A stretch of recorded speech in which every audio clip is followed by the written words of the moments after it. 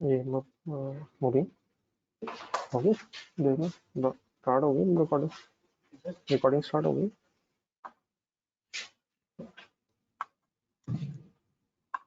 चलिए question number 4 निकालेंगे। हाँ? क्या मसला बना?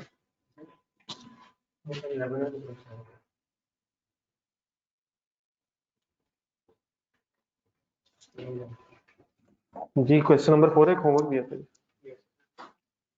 ये ऑनलाइन फ्रेंड से बात ठीक है मेरी?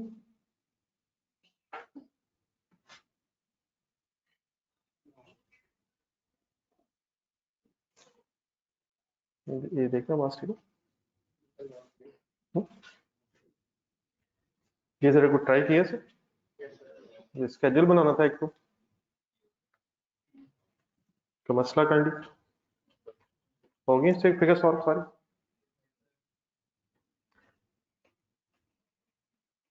इंटरेस्ट एक्सपेंस समझ आ गई एक्सट्रैक्ट्स में।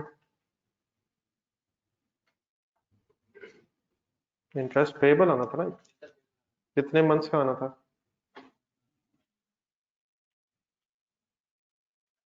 बता दें सर क्या हो गया सर, क्वेश्चन ही साइलेंट है मैंने। कहाँ से लेके कहाँ तक? अप्रैल से लेके दिसंबर तक। ये ऑनलाइन आपने कर दी कंप्लीट?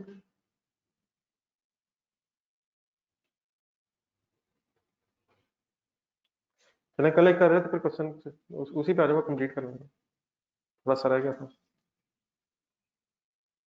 कल जो क्वेश्चन हो रहा था सेमी एनुअल इंस्टॉलमेंट्स वाला, बोल रहा निकालना। इसकी रिक्वायरमेंट ए हुई थी मेरा ख्याल में। दोनों सालों की तो होगी थी ना, एंट्रीज तो करनी थी ना। चले बी रिक्वायरमेंट पड़ेगी।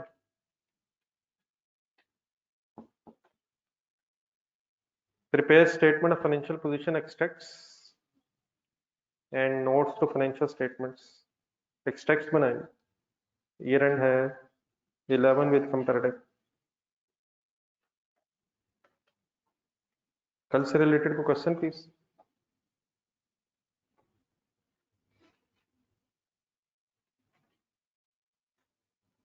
शुरू करेंगे फिर।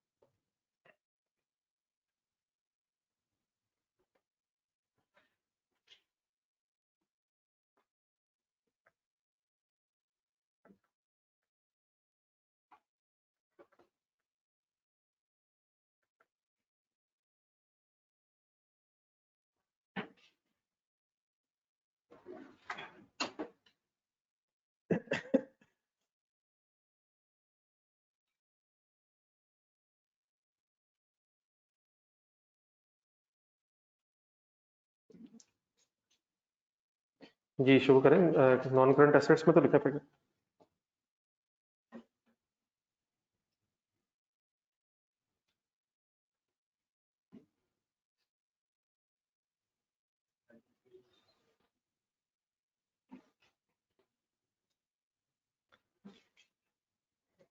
Rupees in thousands.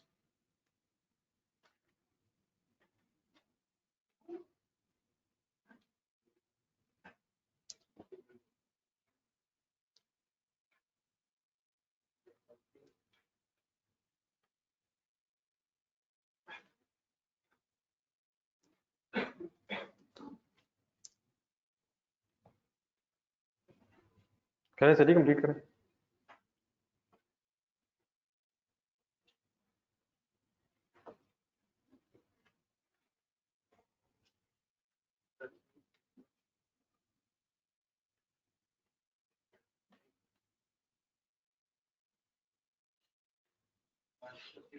खाली एक मिनट करना जरूर।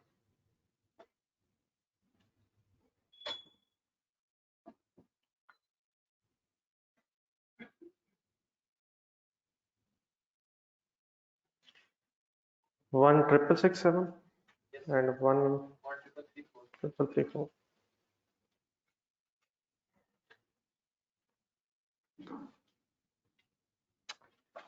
ठीक है, ये क्यूमुलेटेड एप्रिसिएशन समझ आ गई। करंट नॉन करंट लायबिलिटीज में इकट्ठे होंगे।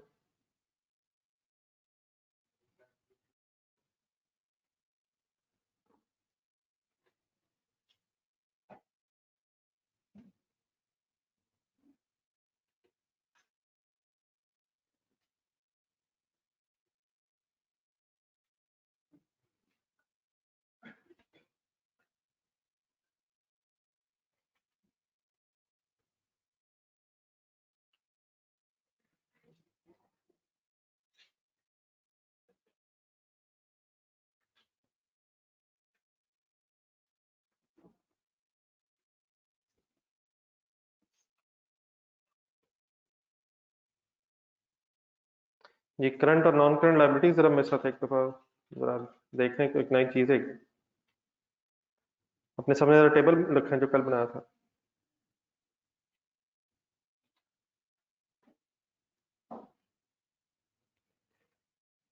ईयर एंड बताइए किस ईयर एंड पे आपने वर्किंग करनी है। 2010 और 11, ठीक है। तो कंपैरेटिव ईयर से शुरू करना जरा इजी हो जाता है, एक सीक्वेंस अगर बन जाए। टेबल देख के बताएं, what is the closing balance of closing balance as on 30 June 10।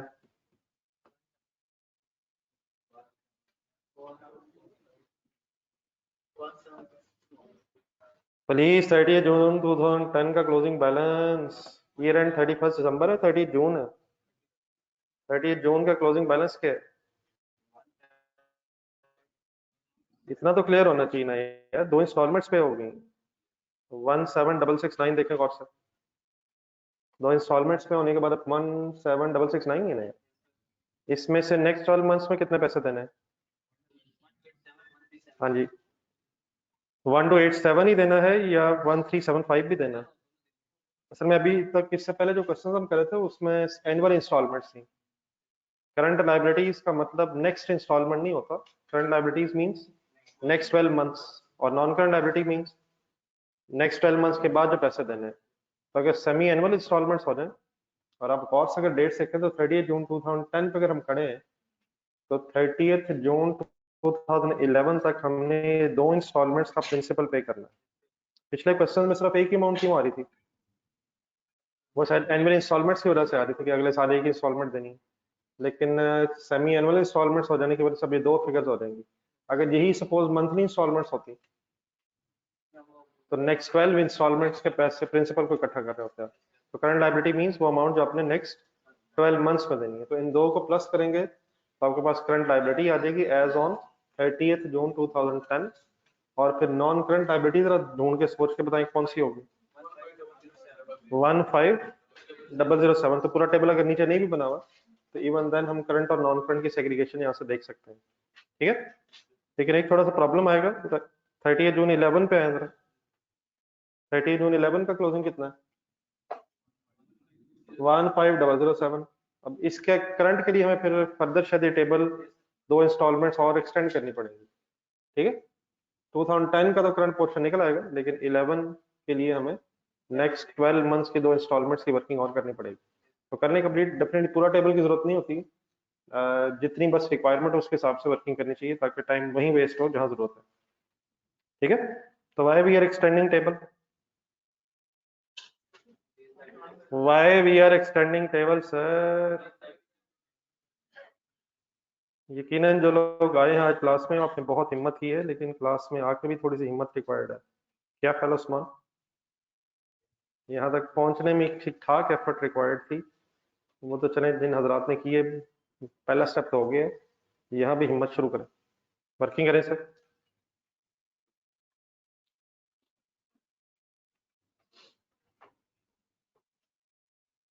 Ji online students, आपको समझ आई बात? Why we are extending table and why we are taking two principal amounts of next year in the current portion.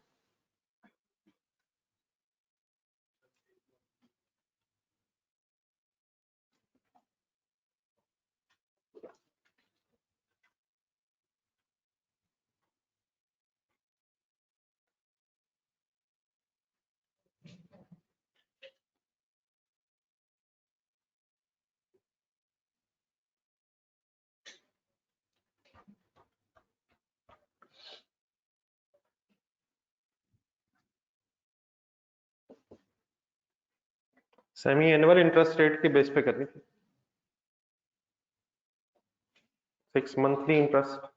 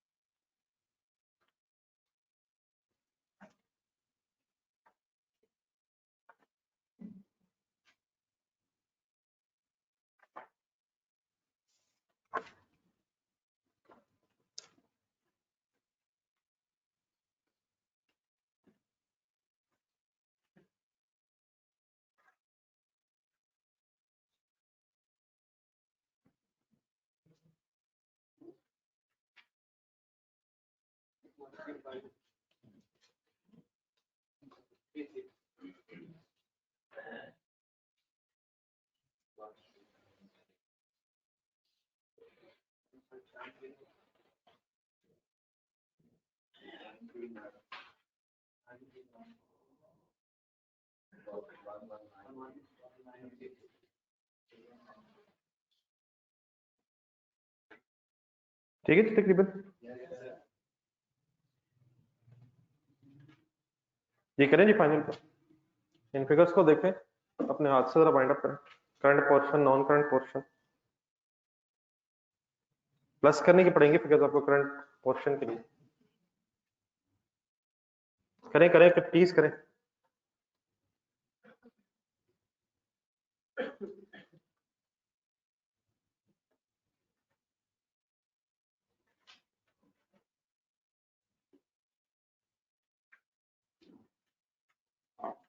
General students आप भी करें complete.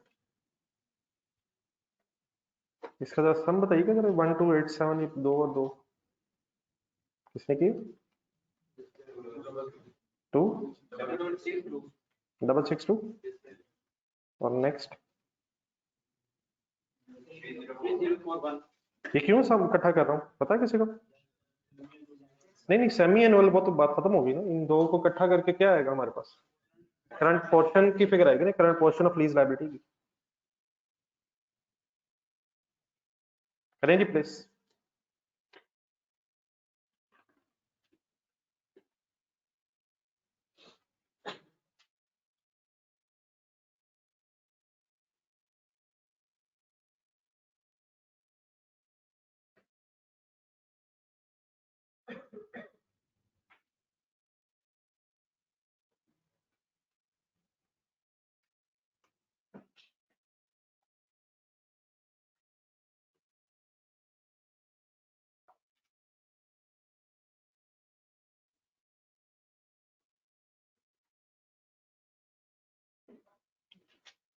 One 500607 और 2011 में 11966। Current portion पर kindly बताइए। 2662 304। इंटरेस्ट पेबल का डिसीजन है। इंटरेस्ट पेबल भी तो आना है सर, इतना सारा आगे वाला रहता तो है। क्यों नहीं आना? सही वर्ड्स बताएं। जो इंकर हुआ वो पे हो गया है, और जो अभी इंकर ही नहीं हुआ वो डेफिनेटली पेबल भी नहीं। ठीक है, नेक्स्ट हेडिंग लिखें sir, notes of financial statements.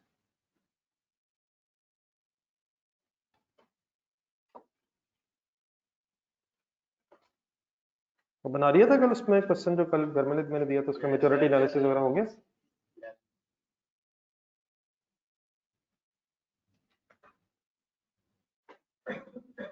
Ji online students होगी फिगर्स कंप्लीट। हेडिंग्स लिखें, business name, notes of financial statements, headings पूरी करें। बल्कि हेडिंग्स लिख के वो प्रॉपर्टी प्लांट इक्विपमेंट का स्केड्यूल भी जरा खुद से बनाएं, जल्दी से हो जाए।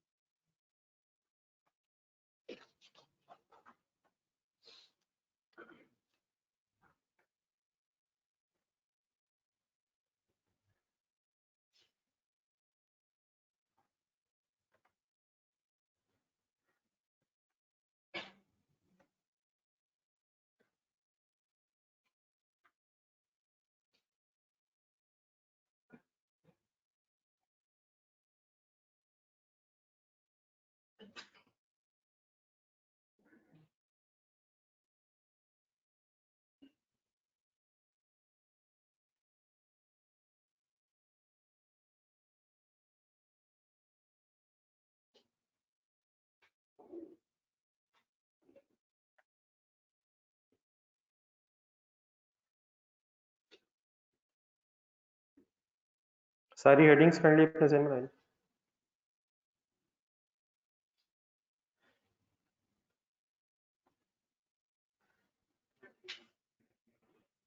करें करें, आपने कंप्लीट करना है। सारी हेडिंग्स लिखें, फिगर्स लिखें।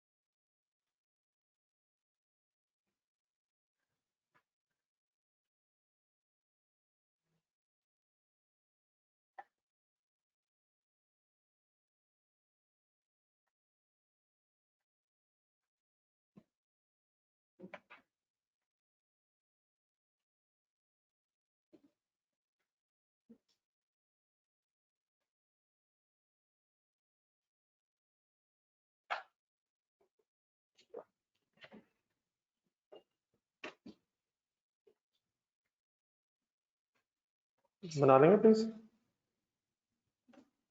बन रही फिगर्स।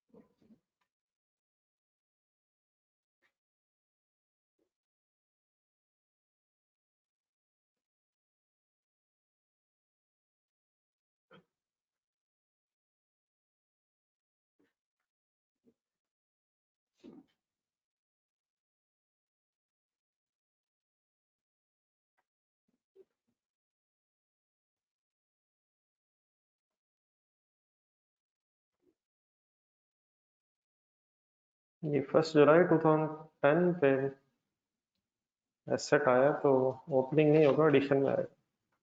ओपनिंग में तब आता है अगर पिछले साल 30 जून 10 पे ये एसेट एग्जिस्ट कर रहा होता। ठीक है जी।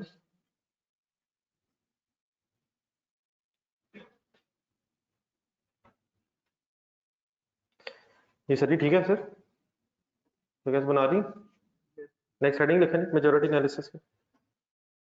लीज लायबिलिटी मेच्योरिटी एनालिसिस ढूंढ के वर्ड से पूरा करें।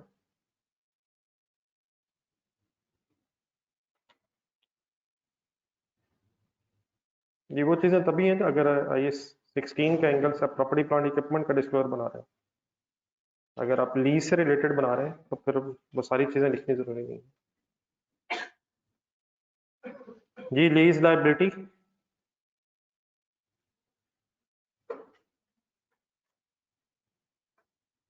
ये बन गया स्केड्यूल है, बना रहे हैं अभी, कहाँ तक पहुंचा है? कंप्लीट करेंगे।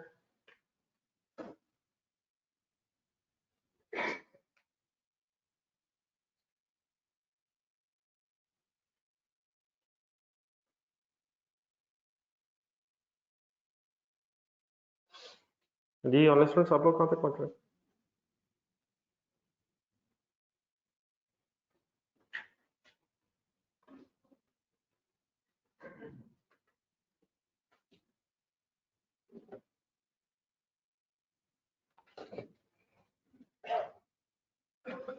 Any confusion please?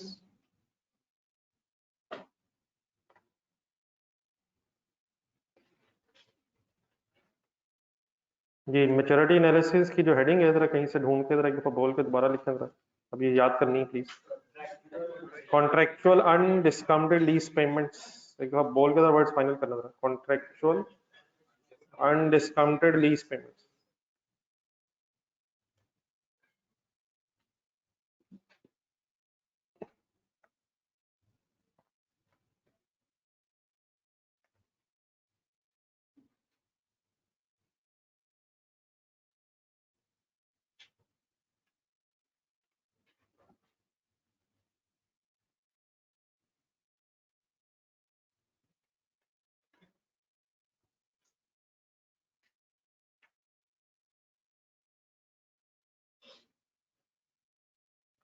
Ji ready है जी सर?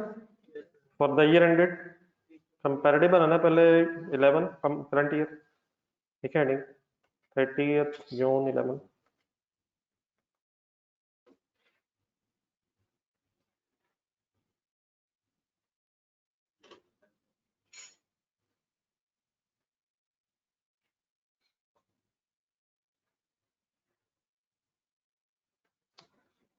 चलिए एक छोटी सी वेरिएशन है, पहले वो सुनना जरा।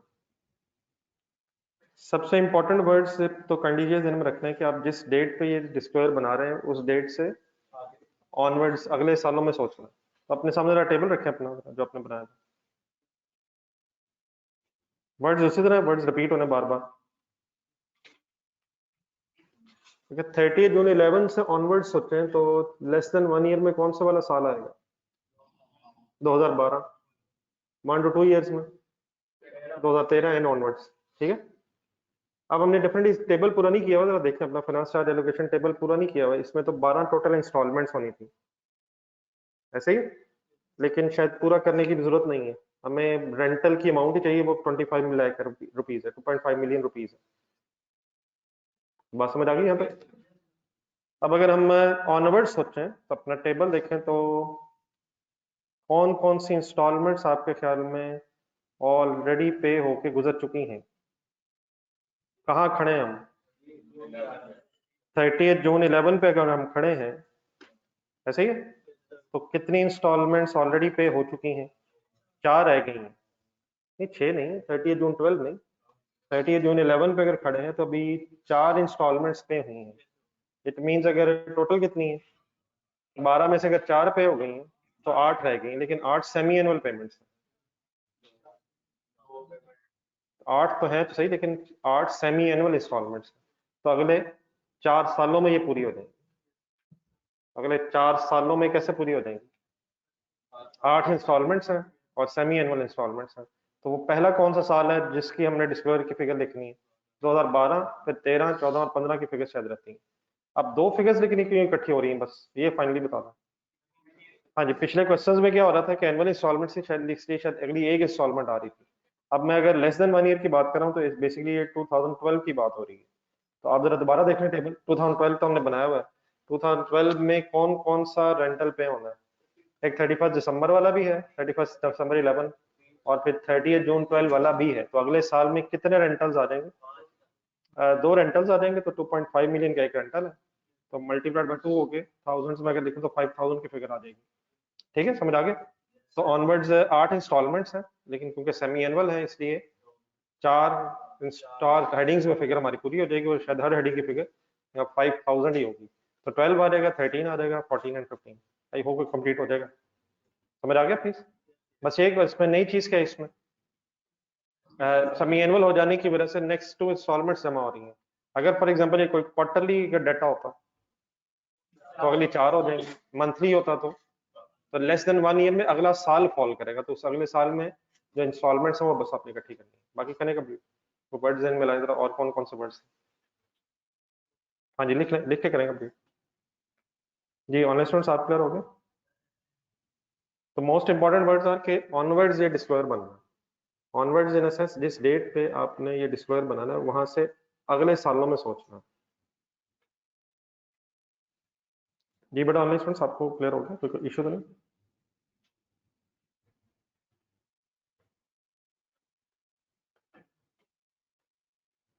अभी ईयर आप लिख तो हम रहे हैं, लेकिन ये डेफिनेटली कंपल्सरी नहीं होता, ये अपने आइडिया के लिए बारह लिख लें। 1 to 2 years, 2 to 3 years।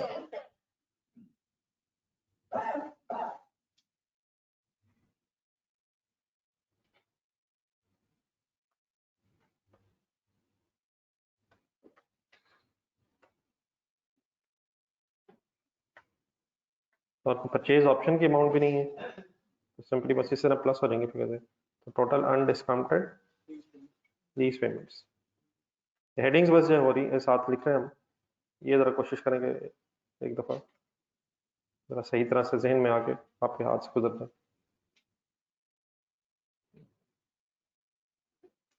20 million से टोटल हो जाएगा। एक और बना लें जरा 30 जून 11 के बाद 2010 पे कंपैरेटिव।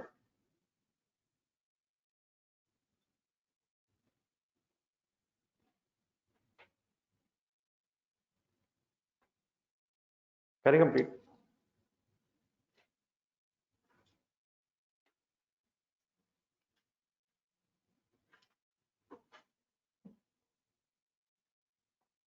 और बेटा प्रूडेंस कॉन्सेप्ट ये नहीं है मिस्टर अब्दुल्ला, छोड़ दे यार, ये प्रूडेंस कॉन्सेप्ट अपनी तरफ से न निकालें, ये नहीं है। हम फ्यूचर का लॉस कभी रिकॉर्ड नहीं करते, जो लॉस बैलेंस शीट डेट पे एक्सपेक्टेड होता है उसी को रिकॉर्ड करते हैं। उसका पास्ट इवेंट हो गया होता है, होना फ्यूचर में होता है, इसलिए रिकॉर्ड करते हैं। तो यहाँ भी जिस इंटरेस्ट का पास्ट इवेंट हो गया उसको रिकॉर्ड कर लिए, तो रहने दें इस चीज को, ये गलत तरफ जा रहे हैं आप।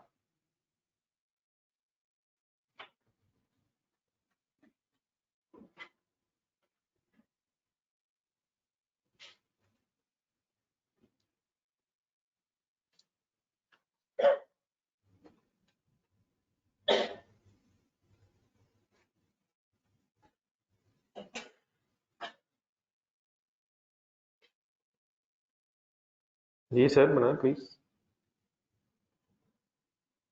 अब 2010 अगर लिखेंगे तो 2 इंस्टॉलमेंट्स में हुई हैं, नेक्स्ट 10 इंस्टॉलमेंट्स फिर 5 हेडिंग्स में आएंगे।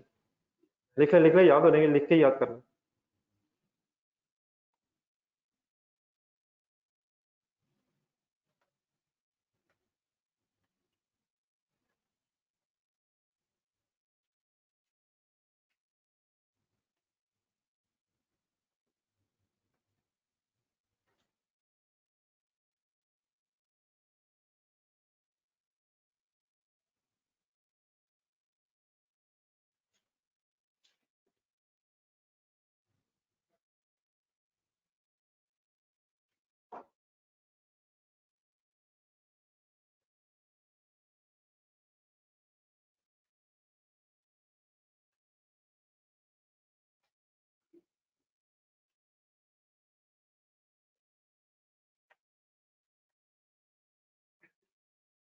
एक अपने अगर किसने कंप्लीट कर लिया तो अपने वर्ड्स में पैराग्राफ भी एक लिखने की कोशिश करें, उसको लिंक करने क्वेश्चन नंबर 3 में जो कल लिखा था।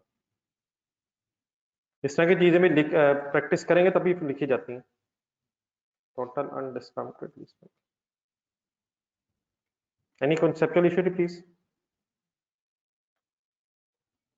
तो फाइनली इस मेजोरिटी एनालिसिस को बनाते हुए बस मेन वर्ड्स जो जहन में आना चाहिए, दैट इज कि आप जिस डेट पे बना रहे हैं उस डेट से ऑनवर्ड्स जो रिमेनिंग रेंटल रह गए उनको आपने अपनी हेडिंग्स में ब्रेक करना है।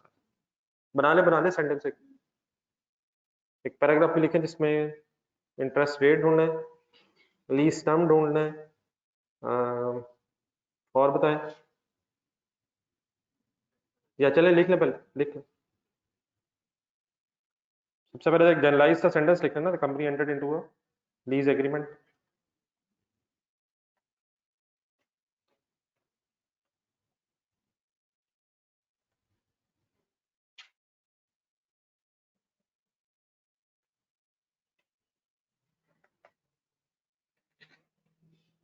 देर आर, आगे पीछे अगर हो जाए कोई लीज टर्म पहले आ जाए, इंटरेस्ट रेट बाद में आ जाए, इससे न परेशान होइएगा। और सेंटेंस की ड्राफ्टिंग भी आपकी अपनी हो तो बेहतर है। There are 12 semi annual installments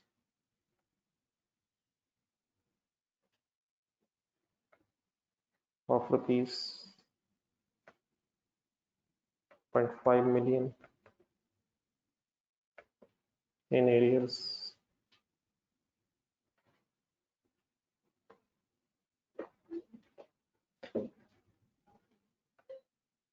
Lease term is 6 years.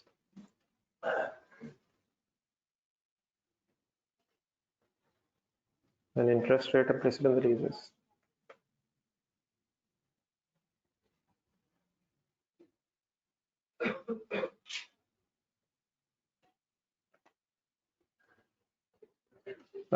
Semi annually भी लिख सकते हैं, 13.731% पर एनम।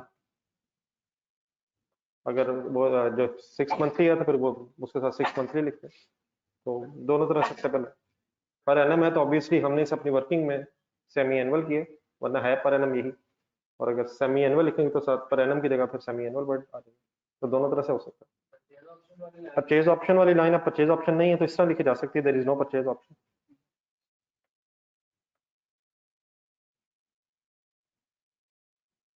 अगर तो परचेज ऑप्शन है तो उसकी अमाउंट स्पेसिफाई कर दें, और अगर नहीं है तो वैसे स्किप भी कर सकते हैं इस लाइन को, लेकिन अगर लिखना हो तो फिर देयर इज। और परचेज ऑप्शन तभी हम कंसिडर करेंगे अगर उसकी कोई इन्फॉर्मेशन है। बहरहाल आई होप कि समझ तो आ गया ना प्लीज। एनी कंफ्यूजन जी फाइनली? इम्प्लिसिट का मैंने बताया था बार बार आपको कि इसकी डिस्कशन अभी हमारी रहती है। कहाँ से आवाज आई? ये मैं 1-2 दिनों से मुसलसल बता रहा था कि इम्प्लिसिट के एग्जैक्टली मीनिंग क्या है, ये भी मैंने बताना। तो उसके लिए एक वर्किंग होनी है, तो इसलिए भी शायद इस तरह समझा नहीं पाऊंगा मैं। ठीक है,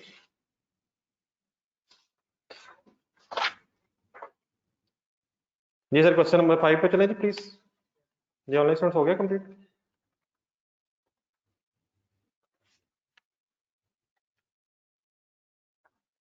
चलिए क्वेश्चन नंबर 5 में जरा क्वार्टरली की बेसिस पे भी वर्किंग करना है जरा। अगर क्वार्टरली होगा तो फिर क्या होना चाहिए? हाँ जी, जरा आज हम जरा थोड़ी सी वर्किंग कर लेते हैं। क्वेश्चन नंबर 5 के रेफरेंस से ढूंढना है, मेरे ख्याल है पिछले पेज के एंड पे है शायद।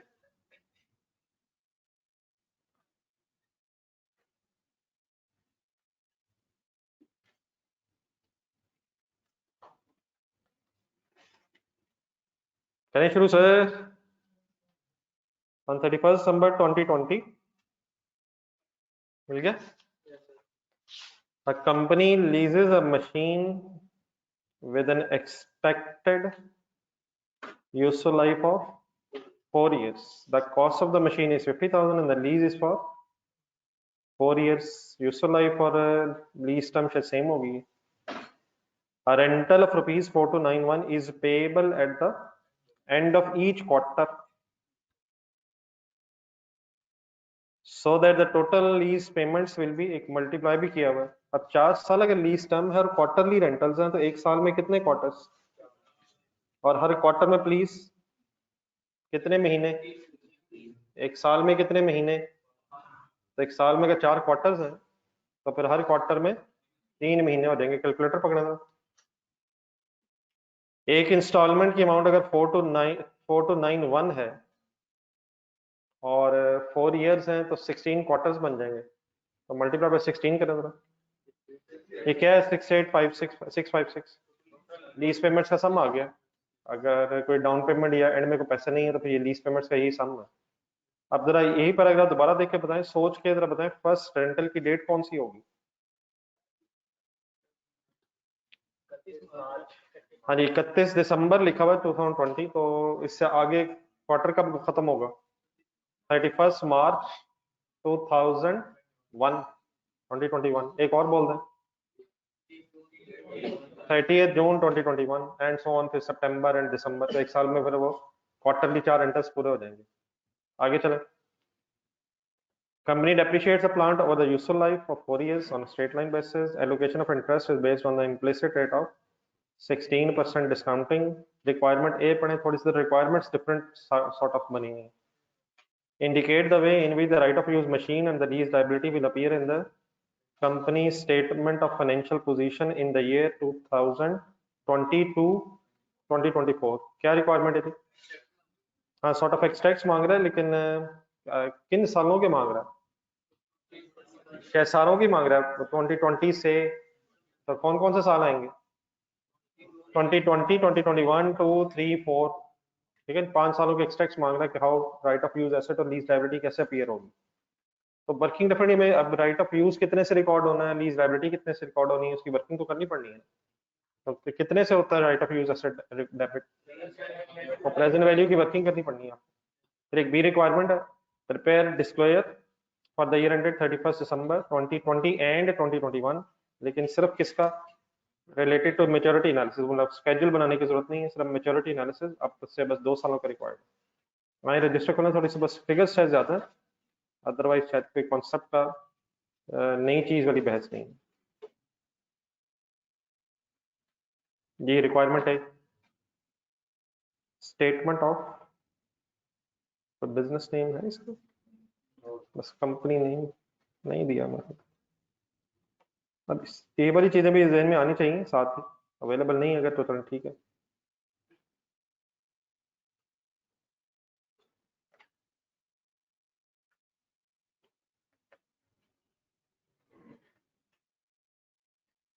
जी, एज ऑन 31 दिसंबर,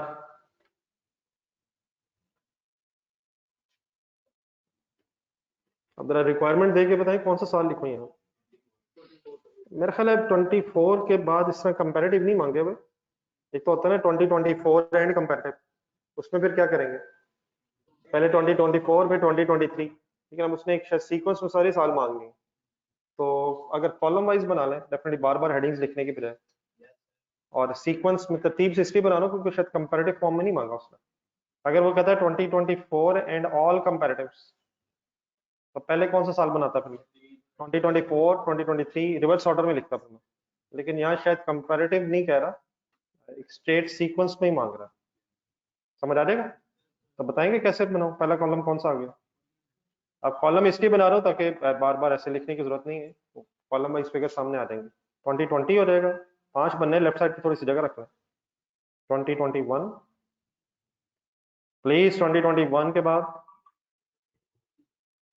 3 एंड ये लीज टर्म तो 4 साल नहीं है, लीज टर्म तो 4 साल नहीं है, तो ये 5 साल कैसे बन रहे हैं? हाँ जी, एग्रीमेंट जो है ना वो 2021 के स्टार्ट पे होने की बजाय 31 दिसंबर 2020 पे हुआ है, तो आखिरी दिन शायद एसेट रिकॉर्ड हो जाएगा, लेकिन लाइबिलिटी की जो पेमेंट्स है वो शायद नेक्स्ट ईयर से ही होंगी। चले भारत, अभी वर्किंग करते हैं, देखते हैं। इसके लिए जरा मेरा ख्याल आइडिया हो गया होगा, राइट ऑफ यूज एसेट आना है, और क्या क्या आना बताएं। करंट नॉन करंट पोर्शन आना, तो स्पेस थोड़ी सी छोड़ लें, फिर एक वर्किंग में आके पहले प्रेजेंट वैल्यू कैलकुलेट करें।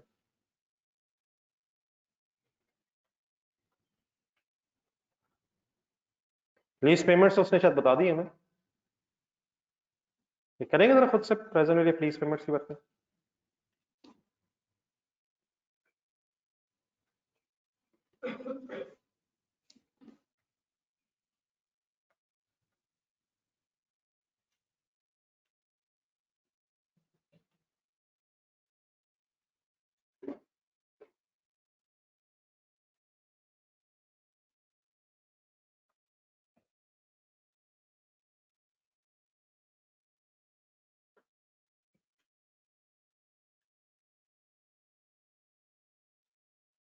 जी ऑनलाइन स्टूडेंट्स आप भी करेक्ट काइंडली बताएं जरा प्रेजेंट डे फीस पेमेंट्स की फिगर क्या बनती है।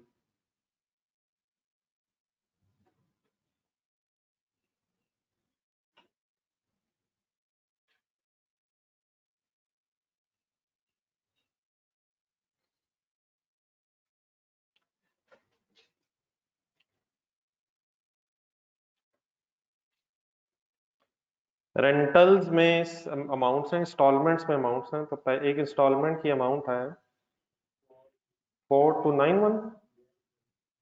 इंस्टॉलमेंट्स एरियर्स में है या एडवांस में है? लेकिन एरियर्स इन क्वार्टर्स हैं। सब रेंटल्स में इंटरेस्ट होगा, पहले में भी होगा। अगर यही लिखा होता कि रेंटल्स क्वार्टरली इन एडवांस है तो पहले अलग हो जाता, फिर बाकी रिमेनिंग 15 रह जाने। ठीक है, ये वर्किंग के बारे कैसे करनी है? 1 माइनस 1 प्लस इंटरेस्ट रेट बताएं। तो 16, हाँ मतलब 16% अब दिया हुआ ना। तो इंटरेस्ट रेट हमेशा अगर ना भी बताया तो पर एनम ही होता है, लेकिन अगर क्वार्टरली इंस्टॉलमेंट्स हैं तो कल वाली को बात याद आ जाएगी। अगर इंस्टॉलमेंट लेस देन 1 ईयर की है तो अकॉर्डिंगली फिर आप उसी टाइम पीरियड में अपने इंटरेस्ट रेट को एडजस्ट करेंगे जिस टाइम पीरियड में आपकी इंस्टॉलमेंट्स हैं। कल हमने शायद डिवाइड बाय 2 किया था, क्योंकि सेमी एनुअल इंस्टॉलमेंट्स आप डिवाइड बाय 4 भी हो सकता है और डेफिनेटली क्वार्टरली मींस 3/12 भी हो सकता है।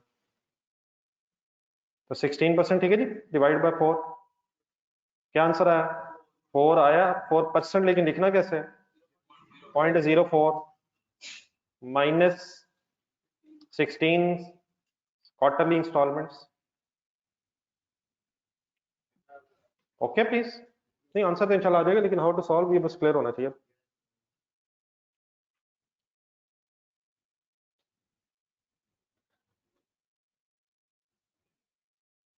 Any confusion?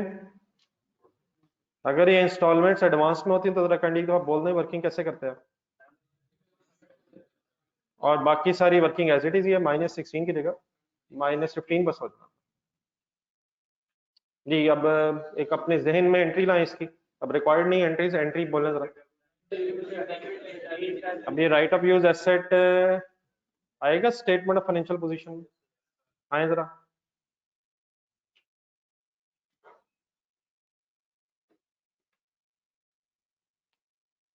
जी ऑनलाइन स्टूडेंट्स आपकी फिक्र आ गई?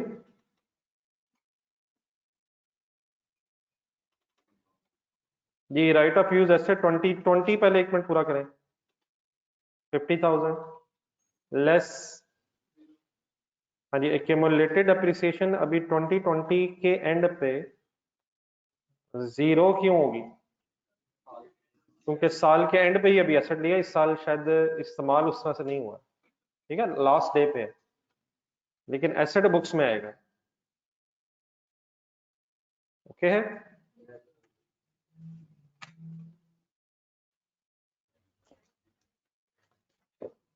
Any confusion? अब पहले जरा 2020 सेकंड, कोई लीज लाइबिलिटी भी आनी है? सर जी लीज लाइबिलिटी भी आएगी सर। किन हेडिंग्स में? करंट में आएगी या नॉन करंट में आएगी? सही आंसर दें काइंडली, करंट में या नॉन करंट में? लाइबिलिटी का क्लोजिंग बताएं कितना है? 31 दिसंबर 2020 पे लीज लाइबिलिटी का क्लोजिंग बैलेंस कितना होगा? पूरा 50 ही अभी क्यों होगा? क्योंकि अभी तो कोई भी रेंटल पे नहीं हुआ, लेकिन वो 50 करंट में आएगा या नॉन करंट में आएगा? दोनों में आएगा, 50 वहां भी आएगा, 50 वहां भी आएगा। 50,000 क्लोजिंग है तो सही, लेकिन उसमें से जो नेक्स्ट 12 मंथ्स में, अब कुछ भी नहीं है यार, इतना क्वेश्चन हमारे साइलेंट है, दोनों में आएगा, कुछ वहां है। जो अगले साल पे होना है वो करंट में आएगा, जो उसके बाद पे होना है नॉन करंट में आएगा। अब ये कैसे पता चलेगा कि 50,000 में से अगले साल कितना पे होना? फाइनेंस चार्ट टेबल बनाना पड़ेगा। बनाए, पता होना चाहिए ना क्या कर रहे हैं, क्यों कर रहे हैं।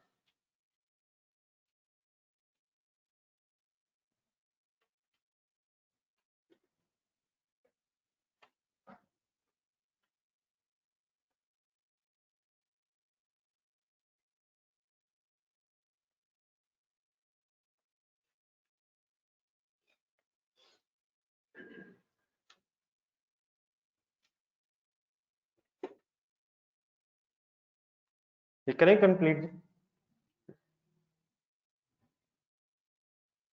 खुद से स्टार्ट लें।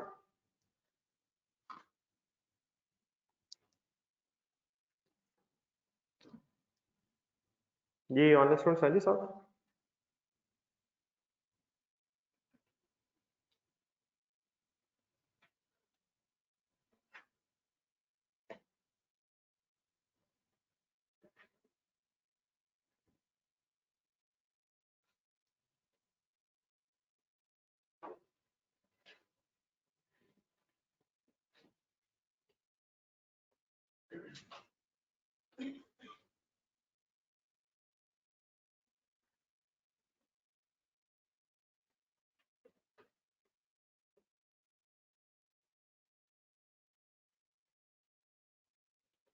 फर्स्ट रेंटल की बस एक दफा डेट बता दो। 31 मार्च 2021, 4291। इसमें इंटरेस्ट किस पे कितने मंथ्स का कैलकुलेट होगा? 50,000 पे कितने मंथ्स का?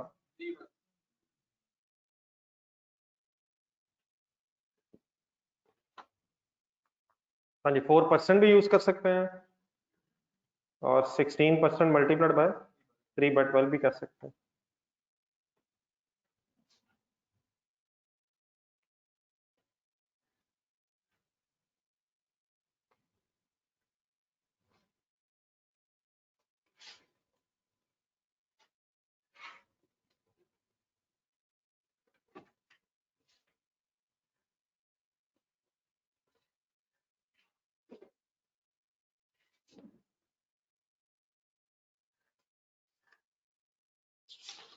ये कहाँ तक बनाना पड़ना टेबल?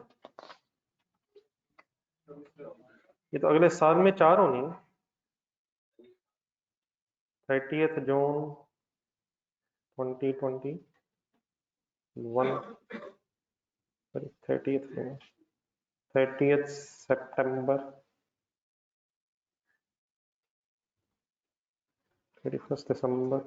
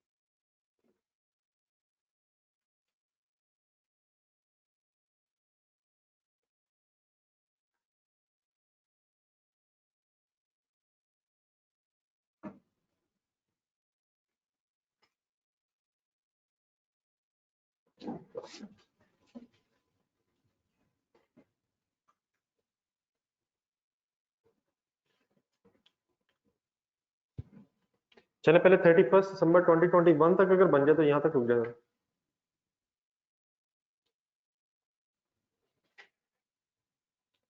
शायद फर्स्ट ईयर 30th जून 2020 के एंड पे अगर खड़े होकर सोचें तो 2021 की वर्किंग से काम चल जाएगा हमारा।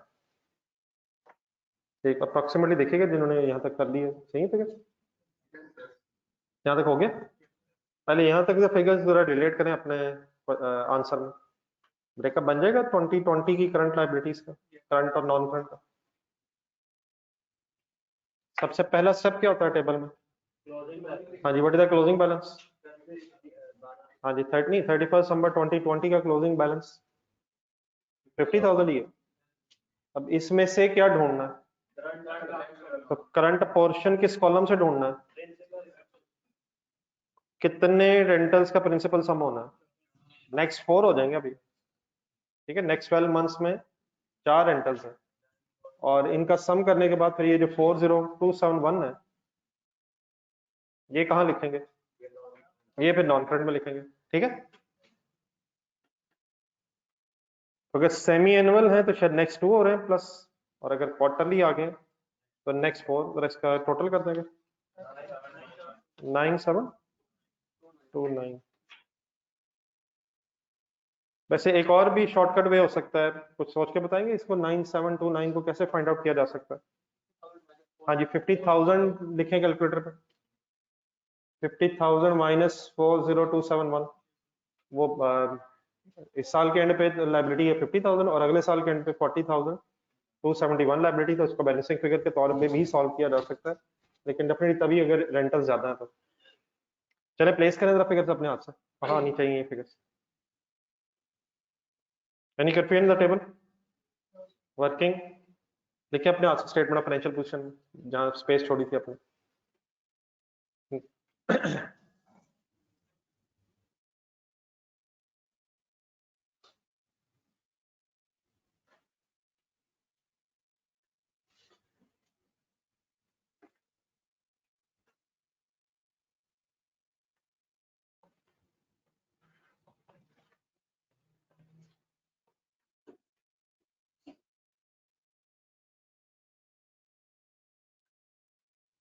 करंट पोर्शन बना 9729 एंड रिमेनिंग बना 40271।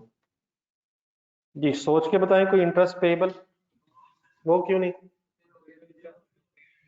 जिन जिन डेट्स पे रेंटल ड्यू हो रहे हैं वो ड्यूरिंग द ईयर सारा इंटरेस्ट साथ साथ पे हो गया होगा, ठीक है।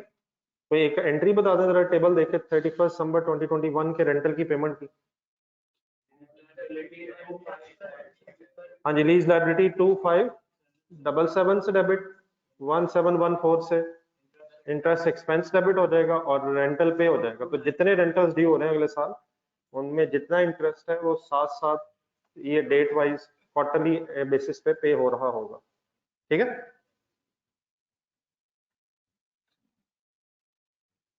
ये 50,000 में से अगर माइनस करेंगे 40271, तो ये बैलेंसिंग फिगर आ जाएगी, liability at the end of current year and liability at the end of the next year, ठीक है। चलें इसके आगे अब टेबल डेफिनेटली अगर जरूरत पड़ जाए एग्जाम में फिर तो बनाना पड़ेगा, लेकिन अगर आप कॉन्सेप्ट समझ गए तो मतलब इस वक्त टेबल को एक्सटेंड करने में टाइम वेस्ट ना करें, अपने जरा नोट्स निकालें। ये टेबल जो आगे जरूरत पड़ेगी जरा नोट्स में सामने रखना है, ऐसे बार बार वर्किंग करने की बजाय। कॉन्सेप्ट तो क्लियर हो गया ना? अगर क्वार्टरली इंस्टॉलमेंट्स हैं तो फिर आप क्वार्टरली इंटरेस्ट कैलकुलेट करेंगे साथ साथ। अपने पास जरा ढूंढे इसका, जरा क्वेश्चन नंबर 5 का आंसर होना चाहिए कहीं, उसमें टेबल आप वहां से यूज करना, उसमें मिल जाएगा कहीं 42911।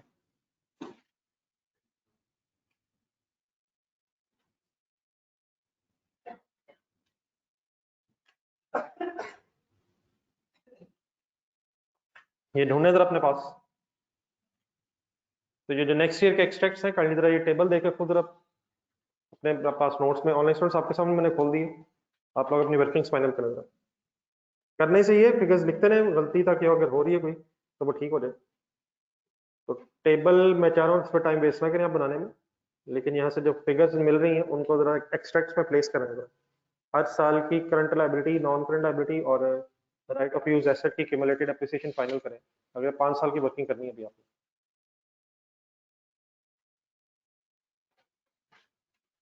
ये ऑनलाइन स्टूडेंट्स आपको मिल गए?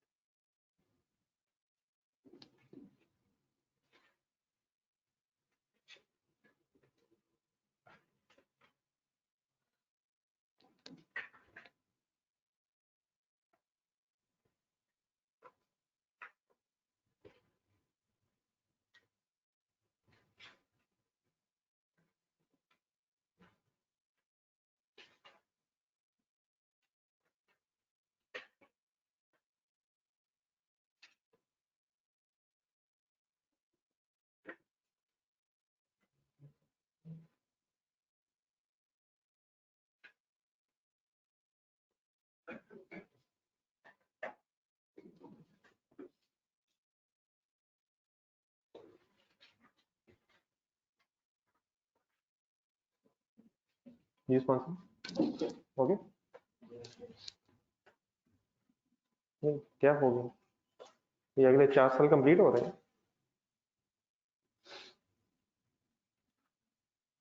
अभी तो 2020 हुआ है सर, वो तो सबने कर लिया।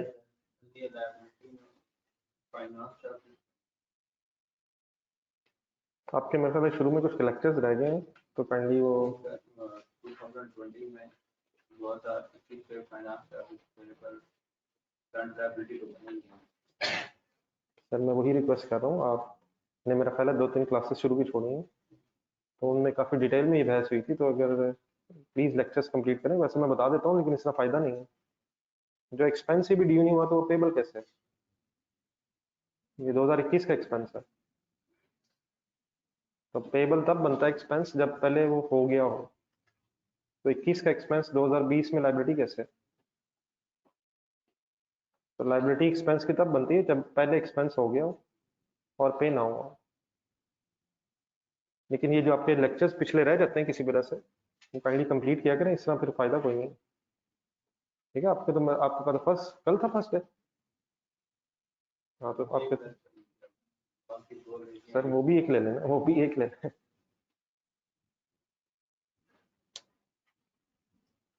मतलब यही छोटी छोटी चीजें आगे जाके फिर, और जब क्वेश्चंस आएंगे फिर तंग करेंगे। तो किसी वजह से भी अभी कभी भी कोई लेक्चर अगर आ जाए तो उसको जरूर पूरा कर दिया करें। फिर भी अगर कोई इशू रहता है फिर डेफिनेटली डिस्कस करना, लेकिन उसमें उसको अगर डिटेल में बात हुई होती है तो बाद में शायद उस डिटेल में डिस्कस करना पॉसिबल नहीं रहता। ठीक है जी सर।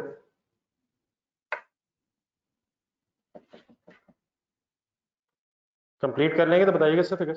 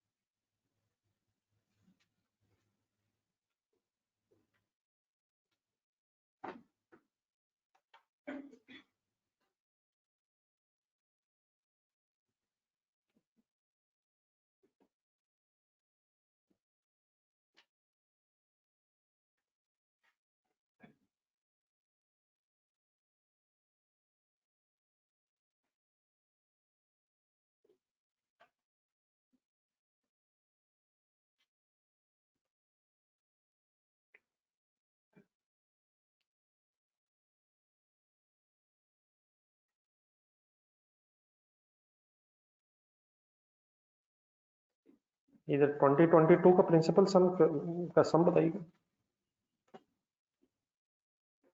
जिन्होंने कर ली है, जो कर रहे हैं वो करें। 133 2023 के प्रिंसिपल पर 15576 और लास्ट।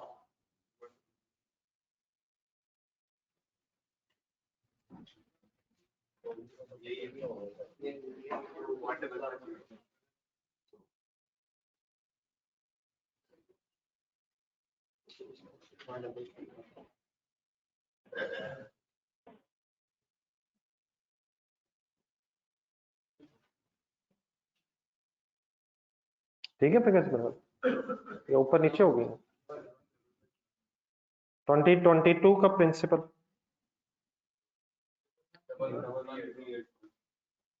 1138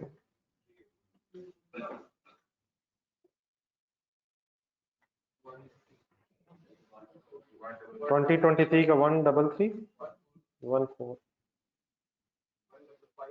15576।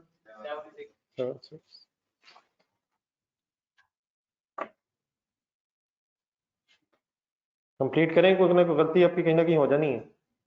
पहले क्लोजिंग चाहिए होता है, जिस ईयर का बना रहे हैं, जिस ईयर के एंड में बना रहे हैं उस ईयर का क्लोजिंग डिजाइन में लाएं, और फिर क्लोजिंग बैलेंस को नेक्स्ट 12 मंथ्स और आफ्टर 12 मंथ्स में सेग्रीगेट करें।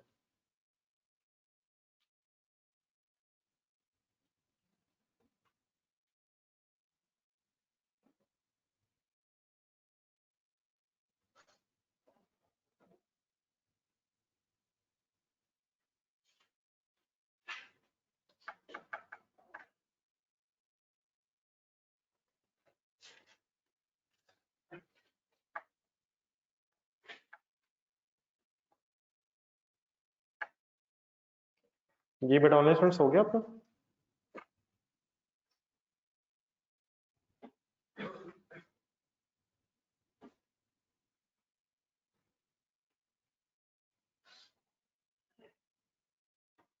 प्लीज फिगर सॉल्व हो गई हैं या फंस गए?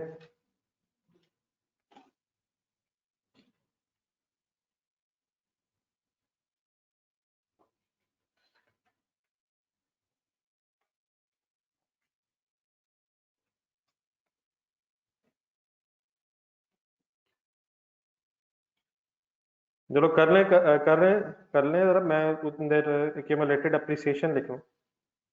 एक्यूमुलेटेड अप्रिसिएशन की फिगर्स तो बता देंगे तुम?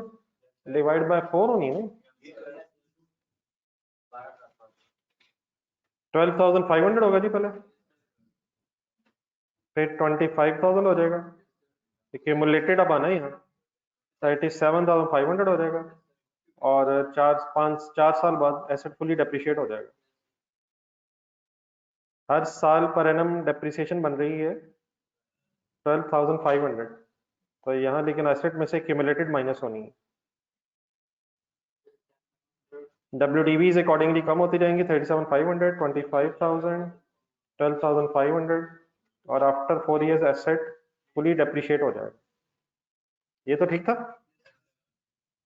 चलें अब जहाँ भी हैं जरा रुक जाए और करंट और नॉन करंट पोर्शन फाइनल करवा दो जरा। अगर हो गया तब भी ठीक है, और अगर कुछ रह भी गया तो वो जरा देख लें मेरे साथ। ये इन फिगर्स में कोई इशू? एक्यूमुलेटेड जी ऑनलाइन स्टूडेंट्स? डेप्रिसिएशन एसेट में से स्टेटमेंट ऑफ फाइनेंशियल पोजीशन में लेस होनी है या एक्यूमुलेटेड?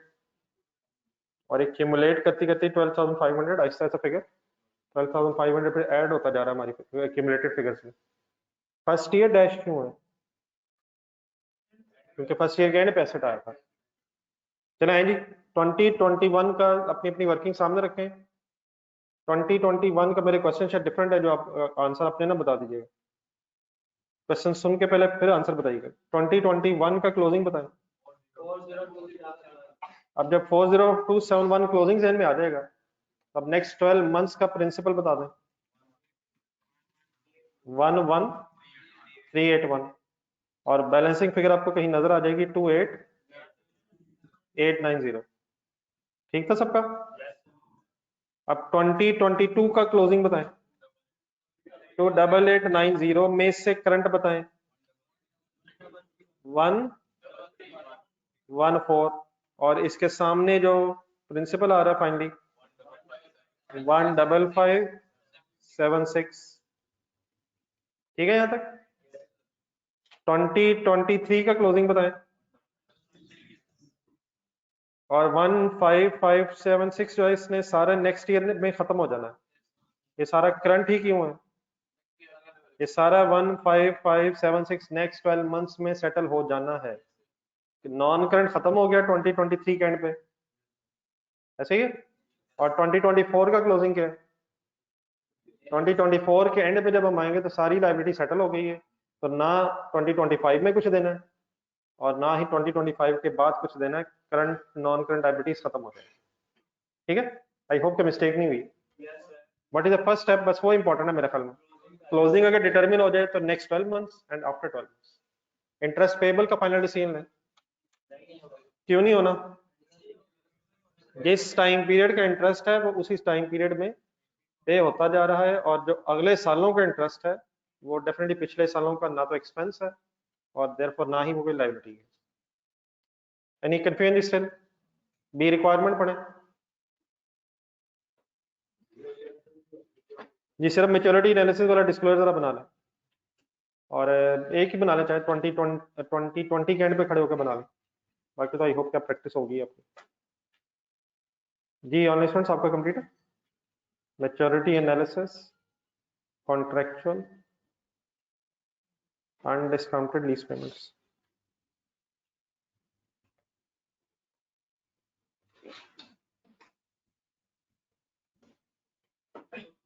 इंडिविजुअली करेंगे, पता आप चल गया वो आप सारा for the year ended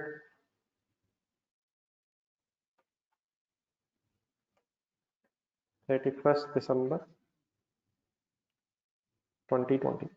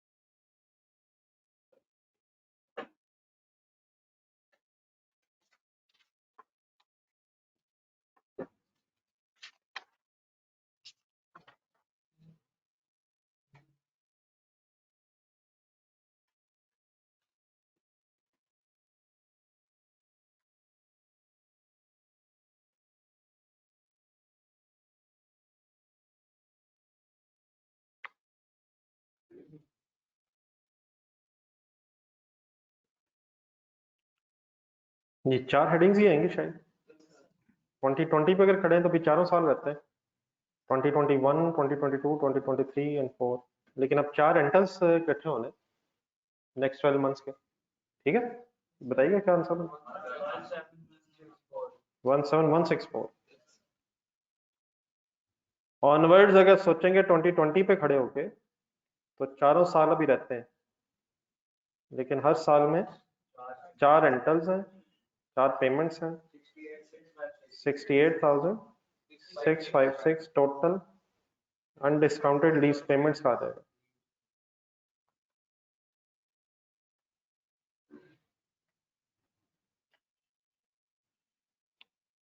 okay जी, प्लीज।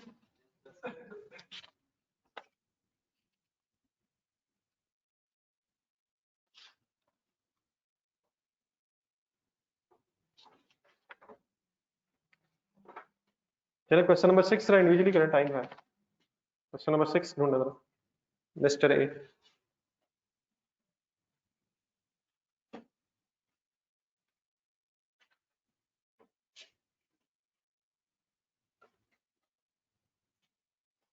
जी ऑनलिस्टमेंट हो गया यहाँ तक?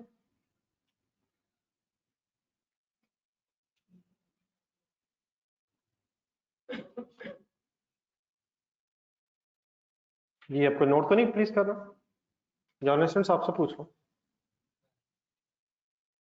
नोट तो नहीं कर रहा प्लीज? ये क्वेश्चन नंबर 6 ट्राई करें जी, शुरू करें। इसकी रिक्वायरमेंट 1 इंडिविजुअली जरा ट्राई करें, 5-10 मिनट लगाएंगे।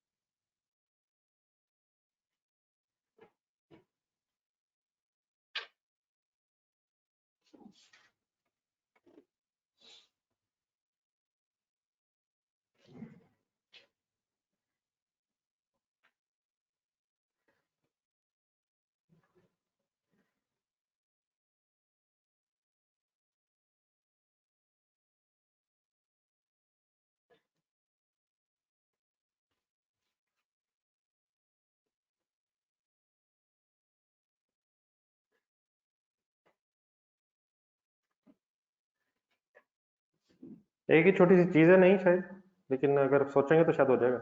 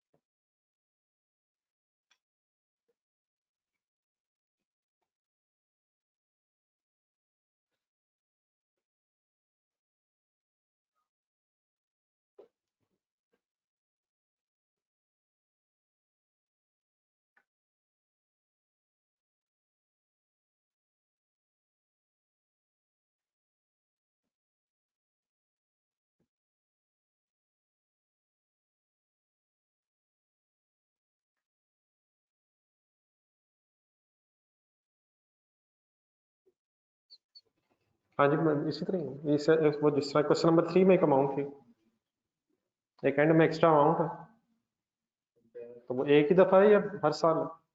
एक ही दफा है। डिस्काउंटिंग यूज हो जाएगा उसको।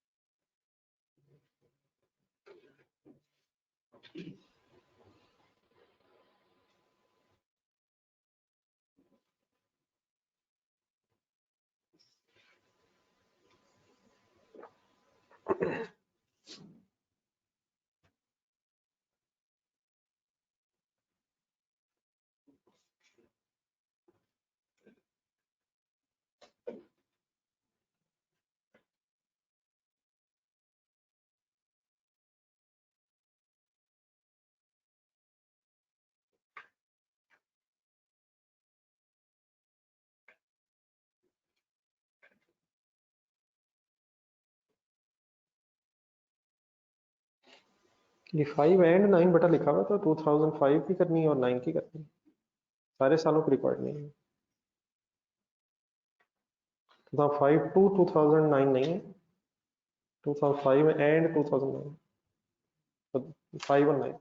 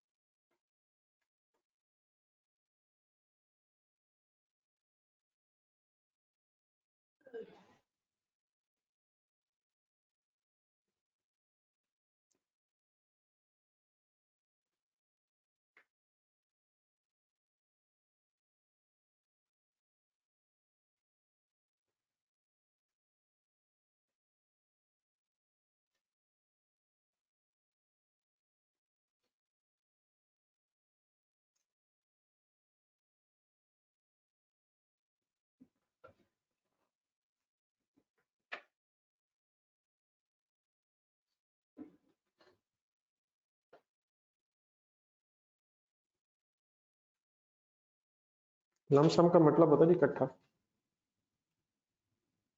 30,000 की 5 इंस्टॉलमेंट्स हैं और एंड में 58,000 4 to 4 देना है, इकट्ठा ही अमाउंट एक और देना है।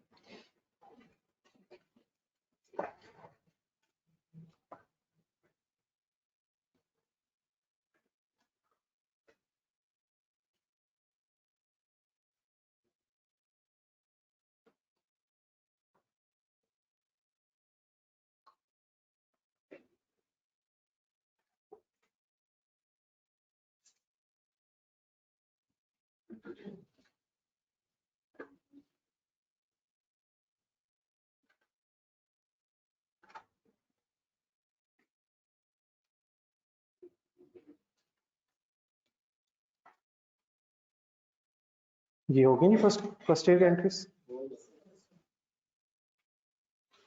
क्या है ये प्रेजेंट वैल्यू? 150 ठीक है। फर्स्ट ईयर की एंट्रीज होगी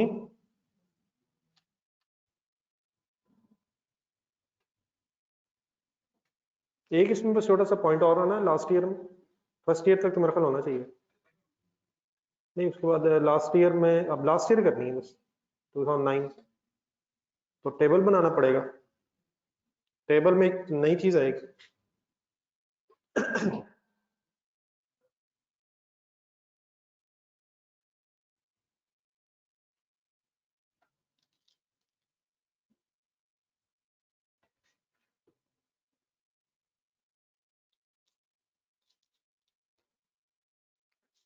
ये टेबल बट आपको पूरा बनाना पड़ेगा क्योंकि आपने 2009 की एंट्रीज भी करनी है, 2005 और 9 की करनी है, तो टेबल शायद पूरा बनाएंगे तो एंड तक पहुंचाएंगे।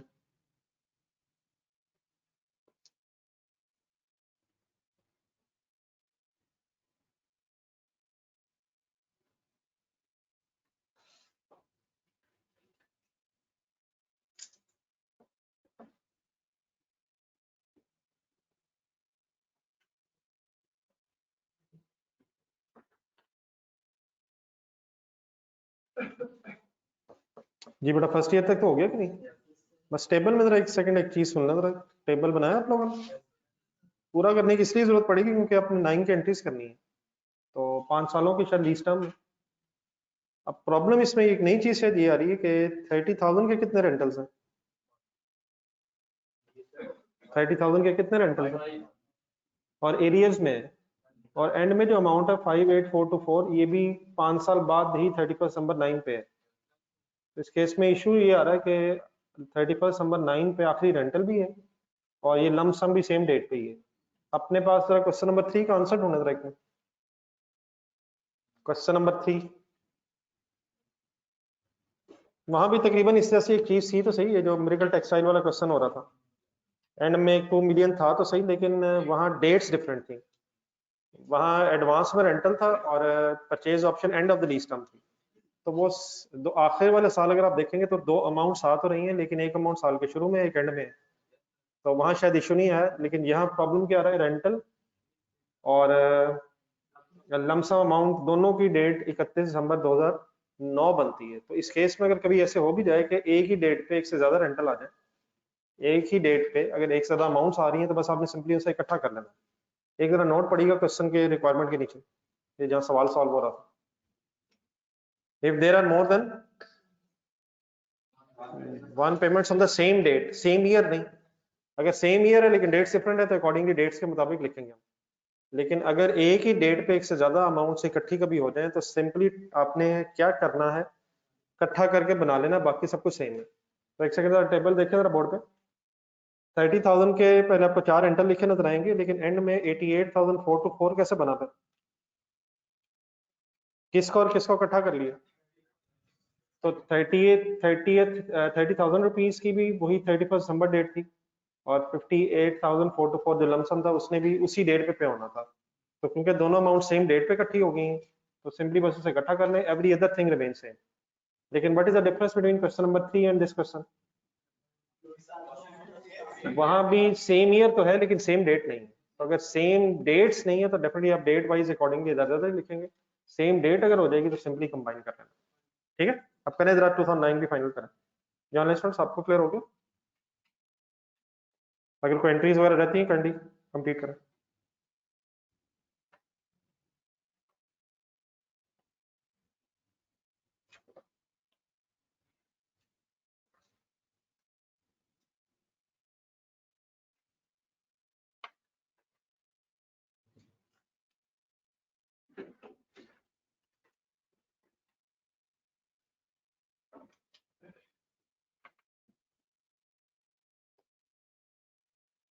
और लास्ट पे रेंटल की तरह एंट्री भी करवा दीजिएगा, जो 31 दिसंबर 2009 की अमाउंट है, अगर कंप्लीट कर दिया। डेप्रिसिएशन किस पे चार्ज करेंगे, बल्कि डेप्रिसिएशन का भी इसमें प्रॉब्लम है।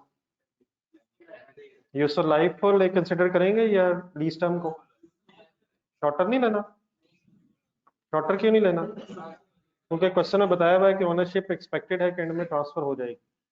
ठीक है,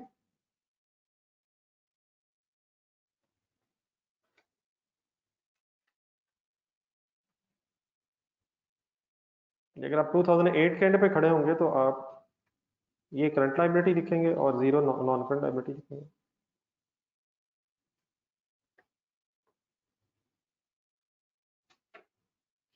क्लोजिंग बैलेंस आपका 80,385 होगा और वो नेक्स्ट ईयर वो सारा 2009 में सेटल हो जाएगा।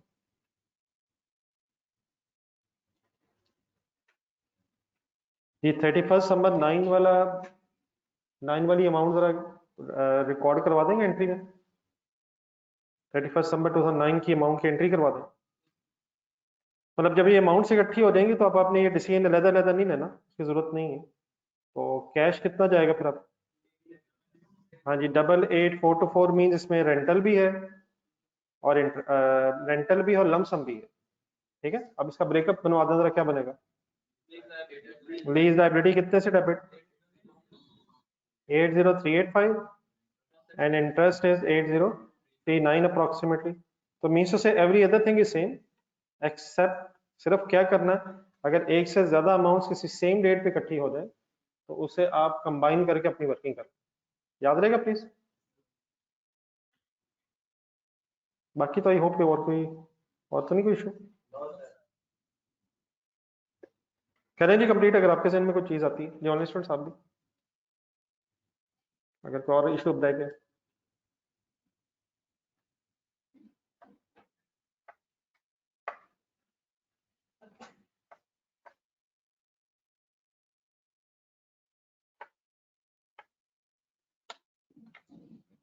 एनी प्रॉब्लम, एनी इशू जी ऑनलाइन स्टूडेंट्स?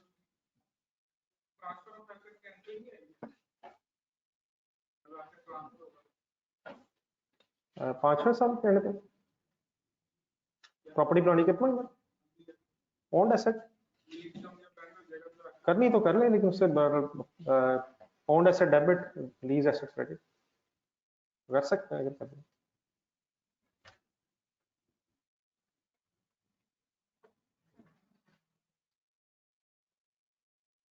नोटेड है प्लीज, और इशू तो नहीं?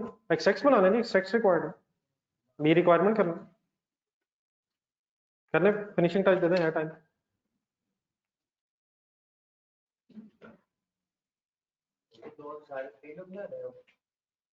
ये नोट्स मेरा ख्याल रिक्वायर्ड है, ऐसे परेशान हो रहे हैं आप।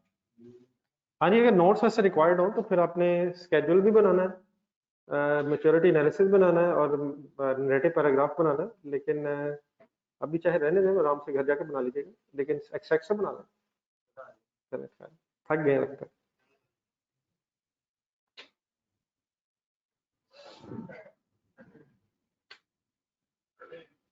नहीं, अगर तो वो क्या है ना, notes related to lease liability only, फिर तो आप सिर्फ मैच्योरिटी एनालिसिस बनाएंगे, अदरवाइज बनाने तीन ही है। रिपीट कर दें कौन सी तीन चीजें? स्केड्यूल है, मैच्योरिटी एनालिसिस है और नरेटिव फॉर्म में जो आप पैराग्राफिक लिख रहे हैं।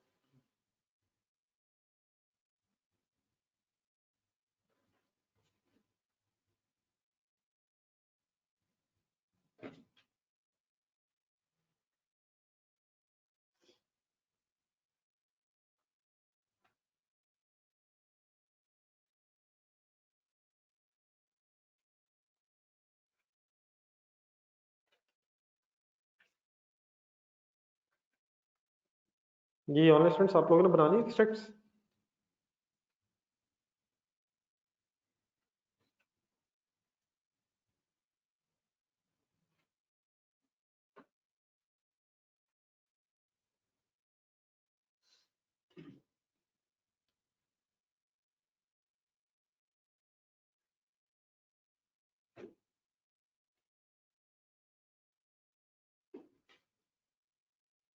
ये कर लें, कंप्लीट कर लें।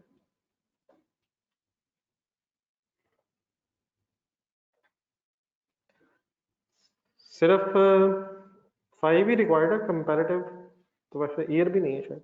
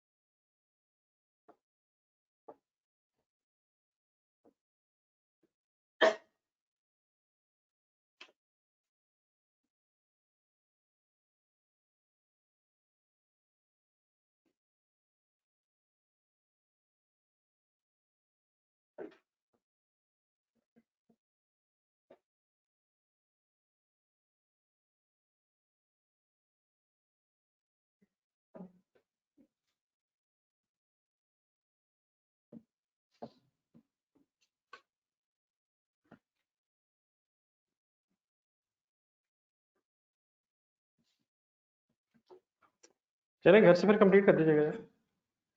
क्वेश्चन नंबर 6 तक हुआ है अभी, तो 6 तक रिवाइज कर लें। मंडे को इंशाल्लाह फिर मुलाकात होगी अब, और लेकिन एक छोटा सा टेस्ट हो जाएगा। कल आप तो मेरे ख्याल आना चाह रहे होंगे, लेकिन नहीं आप तो आना चाह रहे हैं लेकिन मैं नहीं आ रहा, तो इंशाल्लाह मंडे को मुलाकात होगी। लेकिन एक क्वेश्चन नंबर 6 तक रिवाइज कर लें, उसका फिर छोटा सा टेस्ट दे दीजिएगा उससे।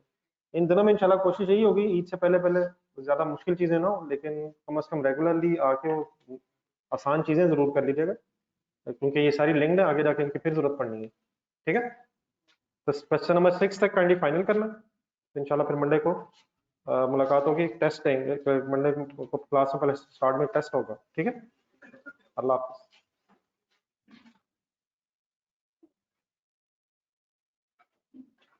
जी ऑनलाइन स्टूडेंट्स, आपको तो नहीं कोई क्वेश्चन रहेगा?